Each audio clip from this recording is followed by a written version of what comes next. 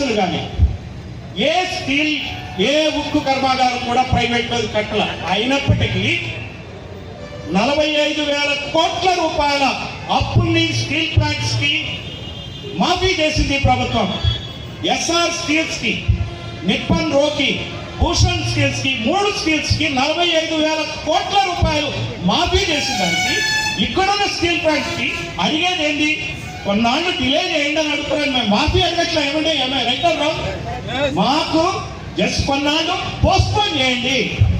అలాగే electricity bill ఉంటుంది. ఈ రాష్ట్ర ప్రభుత్వం ఉచిత విద్యుత్ ఇస్తుంది. ఉచిత విద్యుత్ మేము డబ్బులు పెడతాం, ఒక 5 సంవత్సరాలు ఆపండి అంటున్నారు. ఏమి ఇబ్బంది చెప్పండి? ఇందులో వాళ్ళకి ఇవన్నీ తెలియక కాదు. దీన్ని వ్యాపారాత్మకంగా, బిజినెస్ పరంగా, లాభదాయకంగా నడపాలని వాళ్ళకి తెలుసు. నాకు తెలిసింది వాళ్ళకి తెలియదా చెప్పండి? వాళ్ళకి తెలుసు. కానీ కుట్రపూరితంగా దీన్ని నష్టాలు